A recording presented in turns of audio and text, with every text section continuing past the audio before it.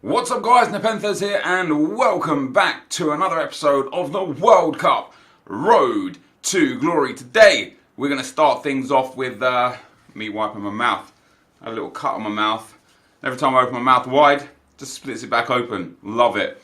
Gotta love having kids, man. They just dig your nails in everywhere. Anyway, we're trading Nakata and a few others for another icon. You might be looking at that thinking, what are you doing? Well, I feel like it's the right thing to do. You know, it's actually quite easy to generate icons on this World Cup game mode. Today, you're going to see me grinding group stage a couple of times, opening some packs at the very end. But there is our icon, guys, and our icon pack contains... Basically, we just want usable players, and we end up getting ourselves Rui Costa, who actually, for me, is a very good player for my team, because like midfield specifically is an area where we're a little bit short. Our attack is fine, our defense is okay, apart from the fullbacks. But yeah, another nice, awesome centre midfield in Rui Costa, who's got great stats. And even though he's one of the lowest rated icons, he's actually one of the better icons in my personal opinion. You can see he goes straight into my squad there with Neymar, Messi, Jesus up front, Pogba, Maradona and Rui Costa in midfield, Blanc and Titi in defence, and then Sandro at left back. And then my biggest weaknesses right now is my goalkeeper and my right back. So hopefully we'll be able to improve on those over the coming episodes. Lots of comments to get through today and lots of great comments. Craig1324 says, those packs actually made me smile. Me too. How lucky was that? Coutinho, then Neymar, then Messi. Happy days. And as again, you know, you can see the team on screen now. Considering we've only played about 40 games on this account, that's an incredible team to have put together. And it really does go towards the idea that icons have ruined the World Cup mode. And on that note, Esther says, Icon SBCs are making this game boring, but it's make you addict because everyone loves to get an icon, and after like 10 packs you can get the best ones easily, so you waste all of your coins on it. This is why I think EA are going to do massive things when the World Cup starts for normal UT as well, so everyone has to open packs to get their coins back. Love the vids, keep up the good work. Yeah, I mean, we've already seen, and by the time you're watching this video, the Festival of Football would have already started, so EA are releasing new things on regular FUT, which is what I expected. You know, I didn't expect them to do nothing throughout regular FUT, and with that in mind, as expected and as mentioned, now that there'll be things to do in regular FUT again, we will start bouncing between World Cup game mode and regular FUT for this channel. So it's been like 4 or 5 days of just World Cup game mode because there was nothing to do in regular FUT. Now I'm going to alternate between the two, as long as there's things to do in each one. No problem at all. But yeah, one of the problems with icons is it just takes away from the feel of it being the World Cup mode, right? Because these guys don't even play football anymore, no less in the World Cup. And like I was talking to Skills about it last night, and it's one of those things where it's like, look man, two things. First and foremost, have the icons in there, sure, but just limit it to like 3 per team, right? So it's good for links, good for chemistry, and if you've got 3, you know, let's say you've got Ronaldo, Mateus and Blanc, you could just really like power those through your team and really improve your squad. But using 8 or 9 icons in a World Cup game mode squad is just stupid. And then B, if you're going to allow icons in the game, why not have the teams that didn't make the game? Why not put the Netherlands in? Why not put Italy in? You know what I mean? Like, why not just have everything in this game? Because it quite clearly with icons and the ease of getting the icons, it's kind of taken away from the authenticity of using the World Cup players and the World Cup teams. And it's of my opinion that anyone that's not on the official 23-man roster should be kind of disabled from the game, and all the players that have missed out should be enabled. So Milinkovic, Savic and Royce should be enabled, but like Laurent Koscielny should be disabled in the game. You shouldn't be able to use him because he's not going to the World Cup. That's my personal take back on it. I know some people heavily disagree, but yeah, I would love that to be the case. The next comment is from Lee Galley. He says, Nep, absolutely love your content, always have. Thank you very much, Lee. I appreciate those good words. He says, I always wondered when you pack sick players like you have in this video, obviously talking about the last video, do you get more excited over the prospect of being able to release a sick video, or because your team drastically improves?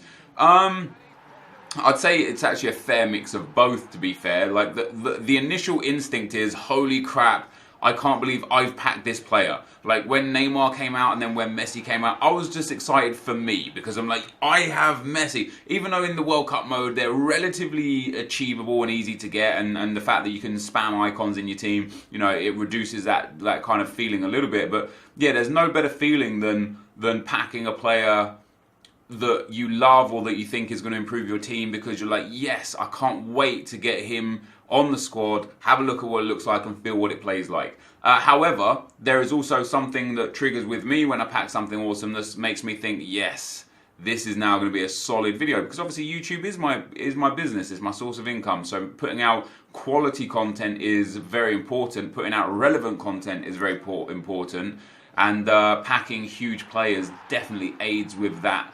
That kind of business process. The next comment is from Stefan Verman. He says, "Hey Nepo, what do you think of grinding packs through offline draft? I know it can be boring, but you can get 5k coins plus 2k game coins plus 3k quick sell packs from the normal packs in FAR. That means one draft costs 5k and you get a 7.5k pack and a 5k pack and a premium Euro pack. This is an amazing way of grinding packs. What's your opinion? Love the series." As I've mentioned many times before, if you don't have quality team, quality internet, or if you're just not a very good FIFA player, definitely playing the offline draft is a good way to boost your team initially for cheap, as you've just explained. It's also a good way to do what? It's a good way to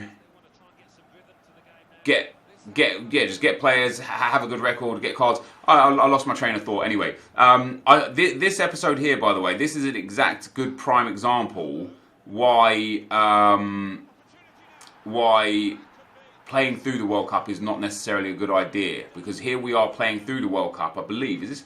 I can't even remember if this is me playing through the World Cup or not, or if this is a group stages. I have to have a look afterwards. I know I end up losing this game. Yeah, this is a group stages. This is a semi-final of the draft, right? And sorry, of the World Cup. Sorry, I completely lost my train of thought there. I apologise, guys. And the biggest problem with the World Cup is, and the reason why I will grind the World Cup group stage more, is because in this game, this is my third game in the knockouts, and we end up losing in extra time. And it's very, very frustrating because all I got for it was 3 single player packs. And that's it. And if I'd have done that in the same thing in the group stage, I would have got the extra pack. Going back to the comment about the offline draft mode, the thing I'll say though, Stefan, is if you've got an alright team or if you're a decent player, it's actually not worth it. Because of what you've explained there, one draft costs you 5k, you get a 7.5k pack, a 5k pack, and a European Players pack. So if you eradicate the 5,000 coins that it costs you for the 5k pack that you get, and say all you really get as a bonus is a 7.5k pack,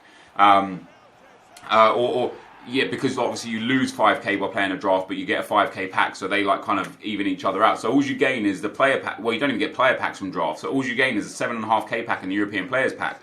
That's it. In that instance, because you can't get people to rage quit and stuff, it takes you about an hour to an hour and 20 minutes to finish the draft online, or offline, sorry. So, you're guaranteed to have to play all 4 games all the way through. And the fact that you don't get player packs for that, it's actually still more beneficial to do the online group stage as long as you're a competent enough player to get out of it every time. Because A, it's only 3 games, which means it's quicker. B, you can get rage quits. C, you get very similar amount of, you get like 1.5k coins plus the match coins, and you don't have to pay an entry fee. And D, you get the player packs for the 3 games. So it's actually more efficient to grind the group stage again, so long as you can get out of the group stage. But as I say, if you have like a really weak team, if you've only got your starter team, you don't have any coins and stuff, sure, go and grind the draft 3 or 4 times, get yourself some players, some packs, some upgrades, so on and so forth, and things will be good. But if you've already got a half good team, or if you're good enough to beat players in the group stages, it's still more efficient to grind the group stages. Next comment is from Jake. Says, "Hey Nep, to clarify, I completely agree with you doing the group stage for maximum efficiency, but isn't it just pointless now? As personally, I think your team is now good enough to win the World Cup comfortably. As there isn't an end goal with farming the group stage, I hope you get what I mean. Sometimes play all the way through the cup sometimes." Well, as you saw in this video, I did play all the way through the cup and I lost in the semi-final. And the reason why I lost, other than the fact that that guy was a decent enough player, understood the game mechanics, that's whatever, is because my goalkeeper is far from good enough. He just lets in everything, and I don't have the greatest defence. I know I have Laurent Blanc, I know NepentheZ is okay, but NepentheZ's not good enough to deal with the likes of the legends, the icons that we're coming up against every game now. And Dean at right back is just way off the mark. So actually my team, midfield and attack is more than good enough. And you saw that in the fact that I lost that game 8-7. So I can score the goals, no problem. It's not conceding goals is a big problem. And again, you see there just a rando finesse shot from this guy's player makes it 4-2. That was only his second shot. It's because my goalkeeper is just terrible. So for me, actually grinding the group stage right now is still quite efficient, because it really helps me get the players up towards hopefully getting my goalkeeper to be better. I do feel like once I get a better goalkeeper and maybe a better defender, I feel like potentially then I'll be in a position where I'll be like, okay, now we'll just play the World Cup every single time, because if we are good enough to win it, then we should win it every time, and it will actually be more efficient. If you can win the World Cup every time, it is far more efficient than grinding group stages, because you get 15k coins and 2 7.5k packs and 3 player packs for the 4 games. And then you can buy 7.5k packs with the 15k packs. You can open those packs as well on regular FUT, and the whole cycle just basically allows you to get more and more and more and more and more. So yeah, in that sense, it's definitely better to do the World Cup. I think what we'll do right now is we'll just do a good mix. You know, once we get a 1 or 2 upgrades to the team, we'll try the World Cup run again. If I end up finding it quite comfortable to win the whole World Cup, we'll just keep playing the whole World Cup. If it's still a bit of a struggle for me because of one reason or another, we'll go back to grinding the group stage, and we'll just alternate between the two things at the moment, dude. Next comment is from 64 Ahmed. Says, why don't you upload Fortnite? I actually stream Fortnite a fair bit, dude. So Facebook stream link is down below. If you want to check that out, you can check that out.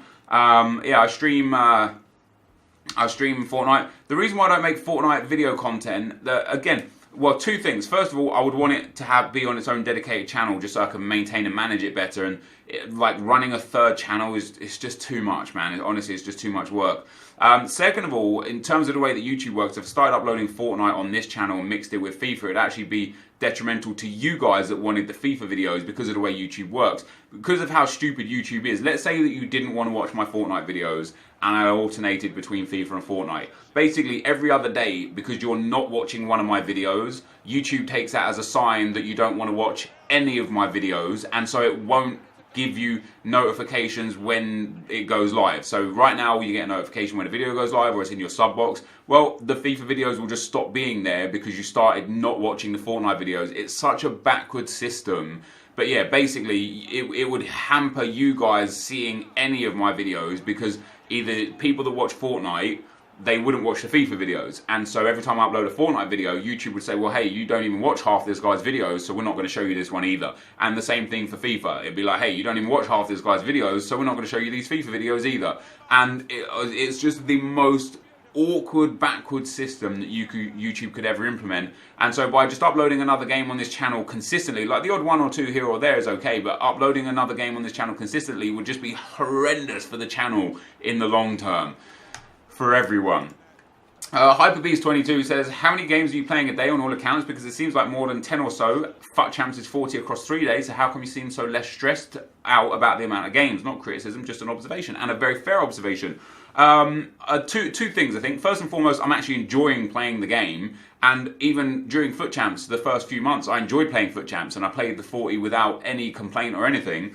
But secondly, because the World Cup game mode is a lot less stressful because there's no matchmaking, at least not to a degree, you know, and the general level of opponent is a lot worse, which means I'm not playing 40 of the most insane high caliber games. I'm getting a lot of games where I don't even have to pay attention or think about anything really. And second of all, I get a lot of rage quits, so I can go through the group stages and play 9 games in sometimes less than 2 hours, maybe an hour and a half for 9 games of FIFA.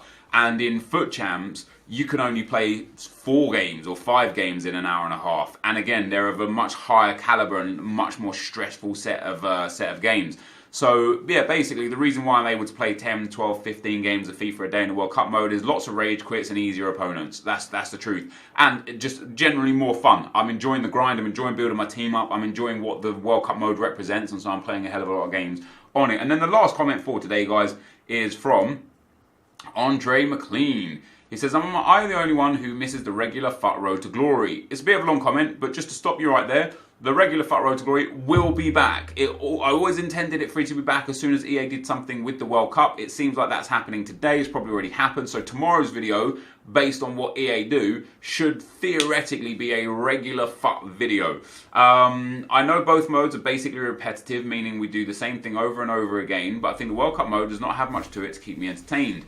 Played the mode and got easily bored because of the players I've been matched up with. I tried playing it last night and finally got a decent player in the semi-finals, but then in the final the guy was absolutely destroyed, and I don't like the game like that. I enjoy fighting hardcore to win, just like in great FUT Champs match. When it's easy, it's just boring. I enjoy watching Nep though, love it, but man, I just hope they do something to keep top 100 players entertained. I hope I don't sound selfish, but I'm a competitive guy and need competition. All the best, Nep. Well, I appreciate what you're saying, dude, but if you want the competition and want that competitiveness, FUT Champs still exists. They didn't cut it, you know.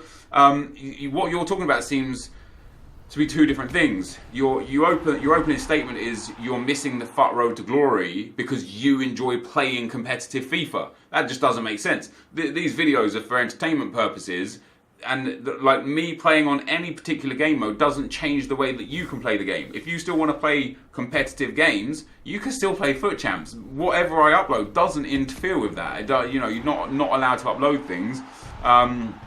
For that reason. But I appreciate what you're trying to say. But yeah, basically, if you still want competitive stuff, dude, just go back and play FUT Champs. Absolutely no one's stopping you. And in fact, it's probably harder on FUT Champs right now because there are no casuals playing it. So you'll probably get the toughest 40 games of your life if you want that competitive FIFA. Anyway, guys, we got some packs at the end here. And man, did we get lucky. We ended up packing a couple of 84s, some 83s and 82s. And it's basically really helped us to the point where we can pretty much pick up another icon already, which I love. You know, we're going to be putting another icon into the team at the start of the next episode, which is going to be absolutely fantastic. I'm very excited for that. And with one more pack here to go, we opened it with our 7,500 coins. Who do we get out of our 7.5k pack with the coins that we accrued? We get ourselves German, CDM, and I think it's Sami Khedira. Emre Can, sorry. So an 82 rated there, which is awesome. But this, guys, is going to be the end of the video for today. If you did enjoy it, be sure to leave a like, rating, comment, and subscribe to my channel if you haven't already. But for now, guys, I'm out. Peace.